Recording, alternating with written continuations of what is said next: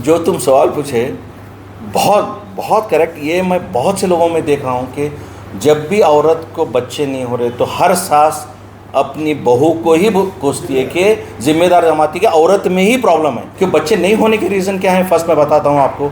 Main बच्चे नहीं होने का रीज़न क्या है, मैं अभी जस्ट वही बता रहा था कि लो स्पर्म काउंट बहुत से लोगों को है मेल्स में। अच्छा, मेल्स में लो स्पर्म काउंट इसलिए है, 15 या 18 साल तक भी बच्चे नहीं हुए थे, उनको भी बच्चे हो गए हैं, तो उनके नाम मैं यहाँ लेना नहीं चाहता।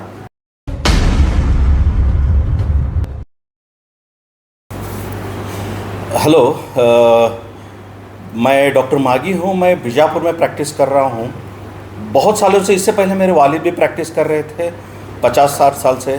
फिर उसके बाद मैं 35-40 ईयर्स से मैं स्टेशन रोड बीजापुर में प्रैक्टिस कर रहा हूँ।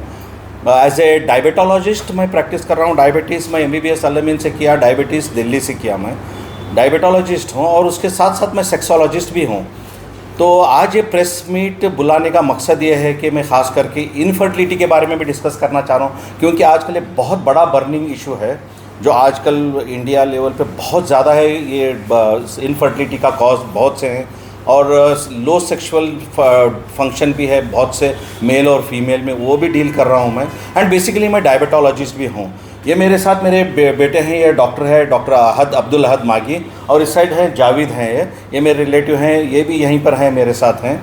तो ये तीनों हम लोग आज प्रेस मीट करने का मकसद ही यही है कि लोगों का जो बर्निंग इशू है, जो डायबिटीज़ है, वो भी मैं ट्रीट करता हूँ। अब जो मकसद ये है मैं बुलाने का प्रेस मीट का, बेसिकली जिसको अनकंट्रोल्ड डायबिटीज़ है, जो कंट्रोल नहीं हो पा रहा है डायबिटीज़ में, शुगर लेवल जिसके अनकंट्रोल्ड है, उसके बहुत से कॉम्प्लिकेशंस हैं, जिसकी वजह से हार्ट का फेल्यूर होना, किडनी फेल्यूर है, पैराप्लेजिया है, मतलब पैरालिसिस हो रहा है लोगों में बहुत से ज़्यादा, और उसकी वजह से इनफर्टिलिटी भी है और सेक्सुअल डिसफंक्शन भी है। तो बेसिकली बोलने का मकसद ये है कि डायबिटीज़ की वजह से बहुत से ज़्यादा कॉज है, और इसका और एक कारण क्या है, जो इनफर्टिलिटी के बारे में जो मैं आज प्रेस मीट बुलाया हूँ। बेसिकली इनफर्टिलिटी बेसिक मेरा कॉज है, जो बहुत से लोगों को बच्चे नहीं हो रहे, क्योंकि उसके वजह से इतने लोग परेशान हैं जिसको बच्चे नहीं हैं। तो वो लोग मेरे पास बहुत सारे आ रहे हैं। मेरे वालिद भी आयुर्वेदिक डॉक्टर थे, उन्होंने बहुत साल 40-50 साल ट्रीटमेंट किया आयुर्वेदिक में। तो उसके बाद मैं जब डायबिटीज़ प्रैक्टिस कर रहा था, मुझे भी लगा, जब वालिद मेरे गुजर गए 8-10 साल पहले, तो वालिद के पास मैं आयुर्वेदिक ट्रीटमेंट सीख चुका हूँ। एक्चुअली बेसिकली मैं डायबिटोलॉजिस्ट हूँ जो एलोपैथी में प्रैक्टिस करता हूँ। ये आयुर्वेदिक ट्रीटमेंट दे रहा हूँ इनफर्टिलिटी के बारे में, जो जिसको बच्चे नहीं है इनफर्टिलिटी में, तो वो ट्रीटमेंट दे रहा हूँ। इसीलिए मैं आज प्रेस मीट बुलाया हूँ।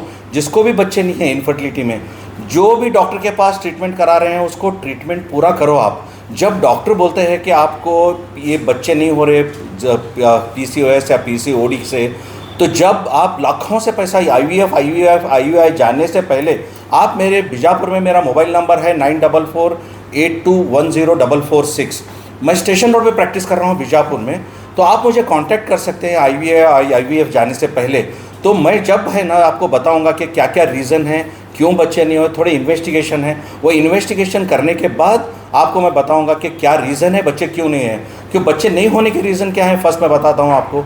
डायबिटीज़ है, मोटापा है, इरेगुलर साइकिल्स हैं, या तो मेल्स के अंदर लो स्पर्म काउंट है। लो स्पर्म काउंट थोड़े लोगों को तो बिल्कुल स्पर्म ही नहीं है, और उसका रीज़न क्या है स्पर्म नहीं रहने के। आजकल बहुत से लोग गुटखा खा रहे हैं, तंबाकू खा रहे हैं, तो वो भी रीज़न है, और जंक फूड बहुत से लोग खा रहे हैं, तो उस वजह से ये सब रीज़न है जो स्पर्म काउंट लो। मेल्स की बात कर रहा हूँ। और फीमेल्स की जो कंडीशंस क्या है, ये भी लड़कियों में जो बहुत जंक फूड खा रहे हैं उनकी भी डायबिटीज़ है, या तो सेडेंट्री लाइफस्टाइल है, जो घर में बैठ के काम कर रहे हैं, वॉकिंग नहीं कर रहे हैं बिल्कुल, और बहुत ज़्यादा खाना खा रहे हैं, मोटापा की वजह से। ये सब रीज़न है जो PCOD, PCOS और लो स्पर्म काउंट के लिए। तो मैं अभी उनको, जो भी लोग मुझे क्वेश्चन पूछना चाहते हैं, क्वेश्चन पूछो, जो ये इनफर्टिलिटी के होंगे, या सेक्स के बारे में होंगे, या तो डायबिटीज़ के बारे में होंगे, तो मैं उसका आंसर करने के लिए तैयार। ये जो बच्चा पैदा होता है सब साइकोलॉजिकल ज़्यादा है, फिजिकल कम है बोलते हैं? नहीं, ये बच्चा नहीं होने का रीज़न साइकोलॉजिकल बिल्कुल नहीं है, ये फिज़िकल रीज़न ही है जिसकी वजह से बच्चे नहीं हो रहे हैं। मेन बच्चे नहीं होने का रीज़न क्या है, मैं अभी जस्ट वही बता रहा था कि जिसके औरतों में मोटापा ज़्यादा है, इसको PCOS या PCOD बोलते हैं। PCOS polycystic Orion syndrome, polycystic Orion disease है, तो उसके वजह से बच्चे नहीं हो रहे हैं। तो इनकी क्या है रीज़न, मतलब इनको साइकिल्स इरेगुलर हैं, इनका मोटापा है, तो जो भी ये लोग मेरे पास इनफर्टिलिटी के आ रहे हैं, पहले इनकी मैं साइकिल्स रेगुलर करता हूँ, फिर उसके बाद सोचता हूँ कि इनका इलाज क्या करना है। तो सक्सेस रेट भी बहुत है मेरा। आप पूछेंगे सक्सेस रेट कितना है मेरा, तो ये मेरे बहुत से सक्सेस रेट है। बहुत से लोगों को मेरे वालिद दे रहे थे 40-50 साल से, मैं जब से दे रहा हूँ तो बहुत से लोगों को बच्चे भी हो चुके हैं, और जो 70 to 80% सक्सेस रेट है मेरी दवाई से। मेडिकल फील्ड से लोग कोई बाबा ऐसा ऐसा उनके पास जाते हैं, लेकिन इससे भरोसा उठ चुका होता है कि बच्चे हैं, उस पर आप नहीं, ये देखो बाबा ये लोगों का क्या है, इलाज नहीं है, कुछ नहीं है। मेरा जो है साइंटिफिक इलाज है। मैं जो ये इनफर्टिलिटी की कर रहा हूँ साइंटिफिक इलाज है। ये एलोपैथी और आयुर्वेदिक दोनों देता हूँ मैं चेक करने के बाद, क्योंकि बहुत से लोगों में क्या है, एक तो इंसुलिन ज़्यादा है लड़कियों में, तो उस वजह से साइकिल्स इरेगुलर हैं, या तो इनके प्रोलैक्टिन बोल के वो ज़्यादा है उसके वजह से नहीं, AMH ज़्यादा है इस वजह से नहीं है। तो ये सब साइंटिफिक रीज़न है, उसके वजह से बच्चे नहीं हो रहे हैं, ये नहीं होने का। और बाबा के पास जा रहे हैं क्योंकि लोग थक जाते हैं, जब कहीं नहीं हो रहा तो रास्ता ढूंढते हैं कि चलो अब ये बाबा का एक ही रास्ता है तो यहीं पर हो जाएगा। तो एक आदमी जब थक हार जाता है तो कहीं पर इलाज ढूंढने की कोशिश करता है, तो जब वो इलाज वहाँ पर जाते हैं तो वहाँ भी वो लोग क्या करते हैं, बोले बाबा लोग के पास इलाज कहाँ है, उनके पास साइंटिफिक। मैं जो इलाज कर रहा हूँ साइंटिफिक रीज़न से कर रहा हूँ, और साइंटिफिक पूरा लैबोरेटरी टेस्ट करके उनको एक लाइन पे लाके 5 से 6 महीने में इनको बहुत से लोगों को बच्चे हो चुके हैं मेरे। तो जो भी हैं, आपको मेरी रिक्वेस्ट है सबको, जो भी बच्चे नहीं है आप मुझे कांटेक्ट करो। IVF जाने से पहले मेरे पास आइए। और बहुत से लोगों को एक रीज़न बोलता हूँ, तो आपने ये नहीं पूछा कि लो स्पर्म काउंट बहुत से लोगों को है मेल्स में। अच्छा, मेल्स में लो स्पर्म काउंट इसलिए है क्योंकि लोग बहुत गुटखा खा रहे हैं, तंबाकू खा रहे हैं आजकल, ये जंक फूड बहुत है, ये अनहाइजीनिक कंडीशंस है, मोटापा ज़्यादा है लड़कों में। तो उससे क्या हो रहा है कि सेक्स की कमी है और उसके बाद स्पर्म की कमी है। तो वो भी मैं करेक्शन करता हूँ, जिस आदमी में स्पर्म की लो स्पर्म काउंट है वो भी करेक्ट करता हूँ मैं।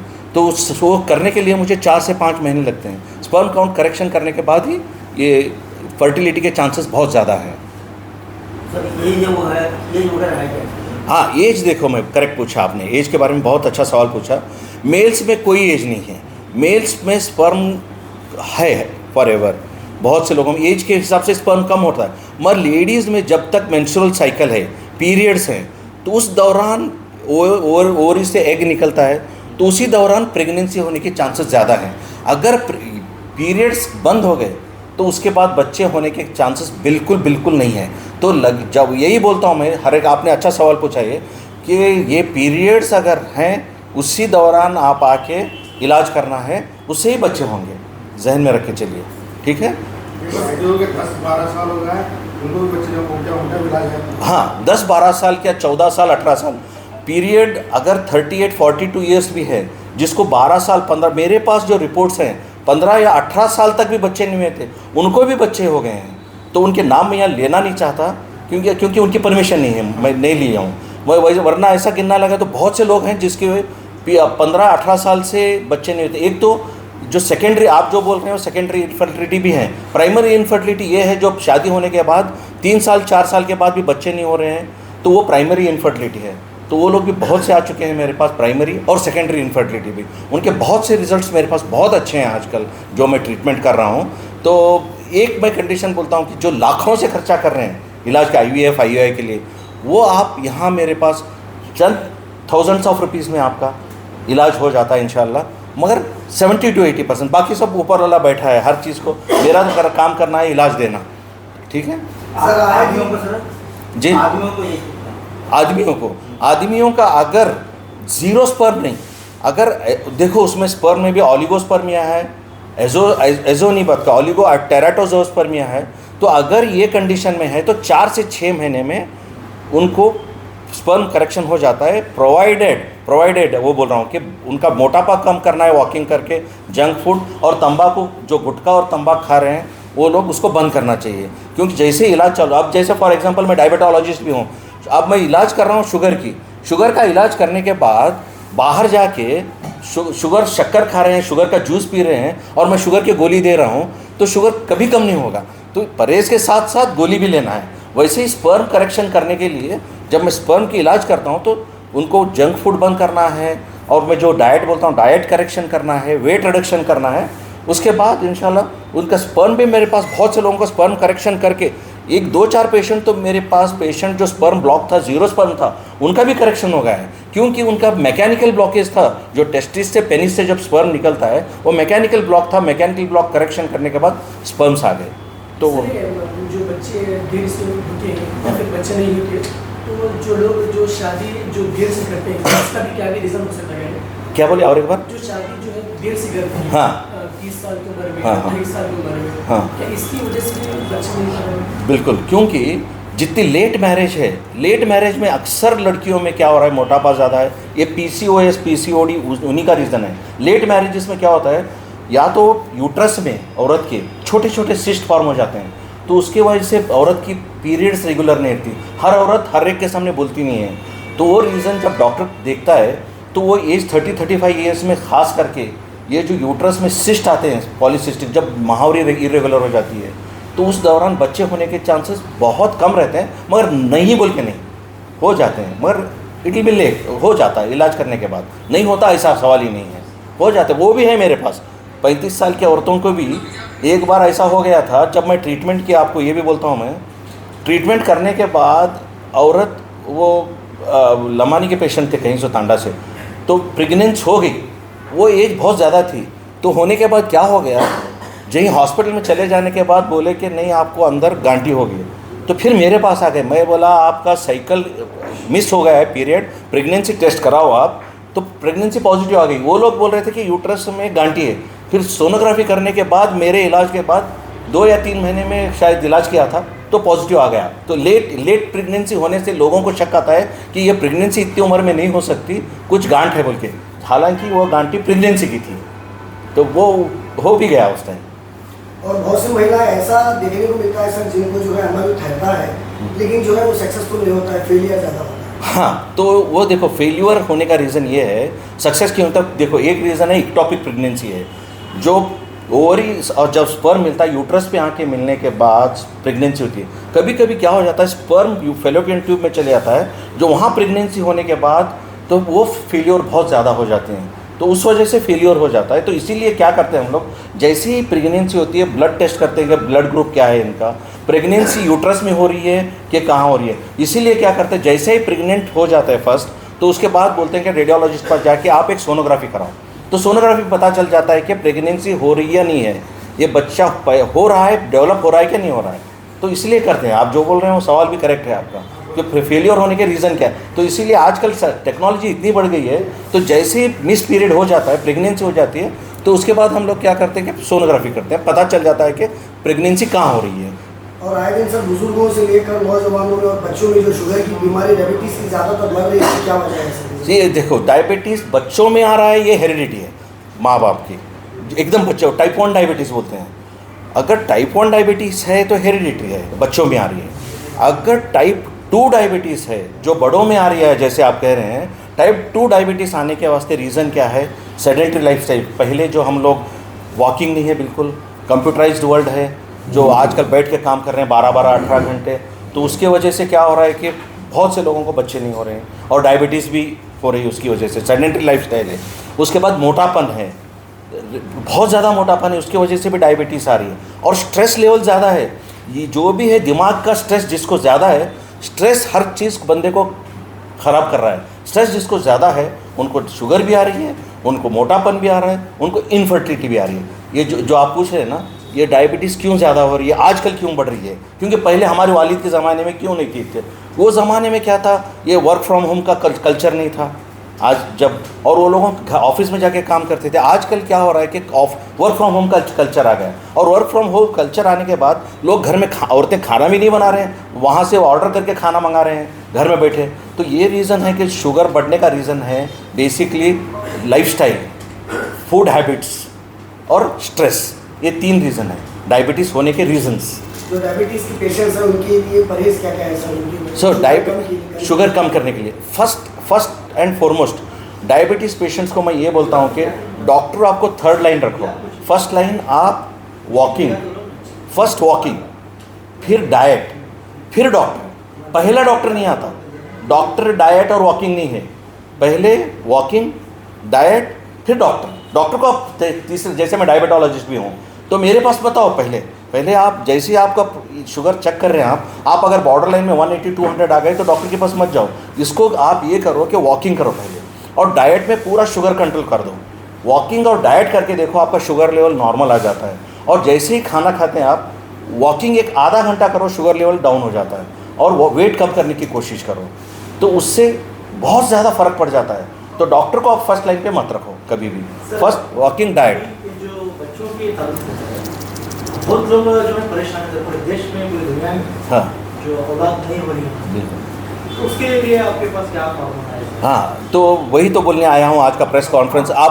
आप सब लोगों का शुक्रिया भी, आप लोग इसलिए आप मेरे प्रेस कॉन्फ्रेंस भी कर रहे हैं। आप सब लोगों का बहुत बहुत शुक्रिया, क्योंकि आपकी वजह से बहुत से लोगों को ये बात भी पहुंच जाएगी कि मागी डॉक्टर बीजापुर में ही हैं जो विदाउट IVF का ट्रीटमेंट करने के लिए ये हैं बोल के। अच्छा, मेरा क्या फार्मूला है आप पूछ रहे हैं। मेरे वालिद आयुर्वेदिक डॉक्टर थे, ये बोल रहा था। मैं एक्चुअली MBBS सलामिन से किया, PG मैं दिल्ली से किया डायबिटीज़ में। तो इसके बाद मेरे वालिद जब गुजरे तो वालिद के साथ बैठ के मैं ये आयुर्वेदिक ट्रीटमेंट सीख रहा था। मैं ये डायबिटोलॉजिस्ट होने के बावजूद भी इसमें मुझे इंटरेस्ट आ गया, क्योंकि अब्बा एक सेंसिटिव इशू में डील कर रहे हैं, क्यों ना इसको मैं आगे लेके चलूँ। तो ये जो मैं इलाज कर रहा हूँ विदाउट साइड इफ़ेक्ट के आयुर्वेदिक दवाई के ट्रीटमेंट कर रहा हूँ। उसके साथ साथ मैंने जो एलोपैथी भी ट्रीटमेंट है उसको भी साथ में लेके करता हूँ। अब्बा की तो मेरे वालिद की जो थी आयुर्वेदिक ही थी, तो मेरे साथ साथ उसके साथ साथ मेरी भी दवाई दे रहा हूँ एलोपैथी जो मैंने सीखा है। तो उसके बाद मुझे ये सीखने के लिए 8 से 10 साल लगे आयुर्वेदिक और एलोपैथी के मिक्स करके करने के लिए, क्योंकि दोनों के रिजल्ट्स बहुत अच्छे आ रहे हैं आजकल जब मैं कर रहा हूँ। Success rate 70 to 80% success rate है, मैं बोल रहा हूँ। हाँ बिल्कुल।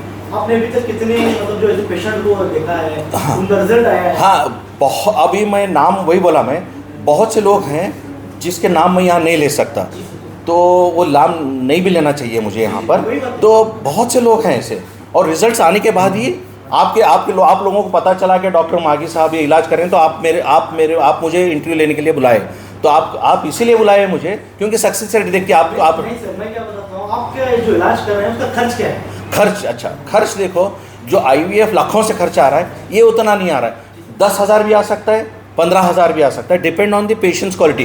कभी कभी क्या होता है कि बगैर पैसों के खर्चे के भी बच्चे हो रहे हैं, इलाज हो रहा है बगैर पैसे, क्योंकि उनको दवाई देने की ज़रूरत नहीं है। बहुत से लोगों को मैं सिर्फ उनको बोलता हूँ कि ये आप अपना फूड हैबिट्स और वॉकिंग और डाइट कर लो, आपको इस बार नहीं अगले बार हो जाएंगे बच्चे। हाँ, अगर नहीं हो रहे तो जब मैं इन्वेस्टिगेशन करूँगा इतना लाखों में खर्चा नहीं आएगा, आपको चंद हज़ार में आपका इलाज भी हो जाएगा इंशाल्लाह, अगर चाहत तो अल्लाह चाहे। नहीं सर, लोग जो लाखों रुपए IVF पे डाल रहे हैं, हाँ, वहाँ पर बच्चे होने की संभावना नहीं होगी? बहुत कम है वहाँ भी। आपको देखो, ये जो बच्चे का मामला है IVF IVI, वो लोग भी कोई गारंटी नहीं देते कि आपको 100%, मेरा कोई भी डॉक्टर गारंटी नहीं देता कि आपको 100%, क्योंकि बहुत से रीज़न है स्पर्म फर्टिलाइजेशन का। स्पर्म फर्टिलाइजेशन भी एक साइंटिफिक रीज़न है। जब वो लोग स्पर्म इम्प्लांट करते हैं औरत के पेट में, तो वो भी प्रेगनेंसी लेने के चांसेस वो भी बहुत 100% नहीं है, उसके भी चांसेस बहुत कम भी नहीं है, ज़्यादा भी नहीं है। सर अभी जो बच्चे नहीं होने की जो संभव मतलब जो अब चला हुआ है, हाँ, ये काफ़ी अभी बहुत ही करीब में बोले थे 8-10 सालों से ये ज़्यादा पेश आ रहा है। बिल्कुल। ये वजह क्या है सर इसकी? ये इसीलिए वही बोला मैं अभी, इसके बच्चे ये 8-10 साल से या 15 साल से, ये हमारे माँ बाप के ज़माने में 10-10 बच्चे थे सबको, तो 10-12 थे। आज एक भी बच्चा नहीं हो रहा, क्योंकि हमारी लाइफस्टाइल, वही बोला कि हमारा वर्क कल्चर चेंज हो गया है। आदमियों में भी वर्क कल्चर चेंज हो गया है, औरतों में भी वर्क कल्चर चेंज हो गया है। तो आदमी क्या हो गया, वर्क फ्रॉम होम कर रहा है ज़्यादा से ज़्यादा, और लाइफ तंबाकू खा रहा है, गुटखा खा रहा है, और इनका स्ट्रेस लेवल बहुत ज़्यादा है। इसके साथ साथ आदमियों में औरतों में इतनी ज़्यादा स्ट्रेस है। स्ट्रेस आदमी में स्ट्रेस रहने की वजह से, गुटखा की वजह से स्पर्म क्वालिटी अच्छी नहीं है, और घर में सेक्सुअल लाइफ अच्छी नहीं है इनकी। सेक्स की बोलता नहीं कोई भी बाहर आके, कि उसको टाबू समझते हैं। तो सेक्सुअल लाइफ इनकी अच्छी नहीं है बेसिकली, और उनके स्पर्म क्वालिटी अच्छी नहीं है, क्योंकि सेडेंटरी लाइफस्टाइल है, तंबाकू गुटखा है। अच्छा, लेडीज़ में क्या है, लेडीज़ में मोटापन है, उनकी लेडीज़ में भी स्ट्रेस है, तो उनको भी डायबिटीज़ भी हो सकता है। तो ये भी रीज़न है। आजकल ये 10-15 साल में ज़्यादा बच्चे नहीं होने का रीज़न यही है। तो स्ट्रेस, डायबिटीज़, मोटापन, वर्क कल्चर, समझ गए। इस दौरान और एक बताया जाता है कि जैसा जिस तरह बैटरी रहती है प्लस और माइनस, हाँ, अगर दोनों प्लस हैं तो भी वो मतलब चार्ज बिल्कुल, बिल्कुल, तो दोनों माइनस हैं तो भी नहीं होता, बिल्कुल इसमें पाया जाता है कैसा? नहीं, नहीं देखो ऐसा कुछ नहीं है कि स्पर्म को और प्लस और ओवरी एग को प्लस प्लस माइनस माइनस कुछ नहीं है। अगर एग की क्वालिटी अच्छी है, स्पर्म की क्वालिटी अच्छी है, प्रेगनेंसी 100% हो जाता है इसका, समझे। सर शादी होने के बाद जो है मर्द हजरत जो है अगर बच्चे नहीं हुए तो अपनी औरतों को जिम्मेदार बनाते हैं। हाँ यस, ये जो तुम सवाल पूछे बहुत बहुत करेक्ट। ये मैं बहुत से लोगों में देख रहा हूँ कि जब भी औरत को बच्चे नहीं हो रहे तो हर सास अपनी बहू को ही कोसती है कि जिम्मेदार जमाती है कि औरत में ही प्रॉब्लम है।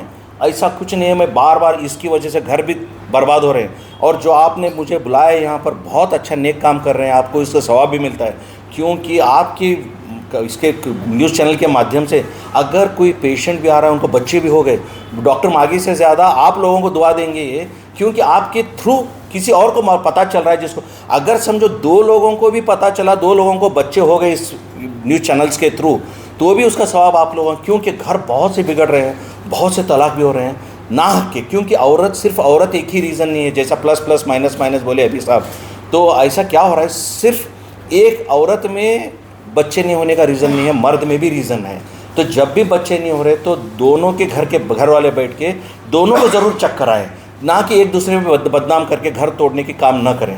तो लड़की को जब है तो लड़की को चेक कराओ, उसका इलाज है। अगर लड़के में है तो लड़के का इलाज कराओ, क्योंकि लड़के का, मैं वही बोल रहा हूँ, लड़के में भी हो सकता है, 50-50% चांसेस वैसे भी हैं, क्योंकि तंबाकू गुटखा अगर लड़का खा रहा है, वेट ज़्यादा है, बैठ के काम कर रहा है, तो हो सकता है। और बैठने से क्या हो रहा है मालूम है, और एक रीज़न बोलता हूँ आपको, बोलना ये साइंस का रीज़न बोल रहा हूँ आपको। जब आदमी कंप्यूटर पे 12 घंटे बैठ रहा है तो टेस्टिस जो नीचे है, तो उसमें अंडाकोश नीचे जो टेस्टिस है उसमें गर्म रहने की वजह से स्पर्म पैदा नहीं हो रहे हैं बैठ के नीचे। तो स्पर्म नहीं पैदा होने की वजह से स्पर्म की क्वालिटी ख़राब हो रही है, तो बच्चे नहीं हो रहे हैं। तो ये समझना ज़रूरी है कि बच्चे नहीं होने का रीज़न लड़के में भी हो सकता है, सिर्फ लड़की नहीं, लड़की को दोष देना गलत है, सिर्फ दोनों इक्वली जिम्मेदार हो सकता है। हाँ, आयुर्वेदिक करेंगे या एलोपैथिक, किस तरह का? अभी जब पेशेंट आता है तो मैं बेसिकली आज जो बोल रहा हूँ तो आयुर्वेदिक जो वालिद दे रहे थे उससे और एलोपैथी मिला के सक्सेस रेट बहुत ज़्यादा है आयुर्वेदिक का। क्या नहीं, अभी जो आयुर्वेदिक की मेडिसिन दे रहा हूँ टैबलेट्स के फॉर्म में देता हूँ, कभी पाउडर फॉर्म में भी देता हूँ।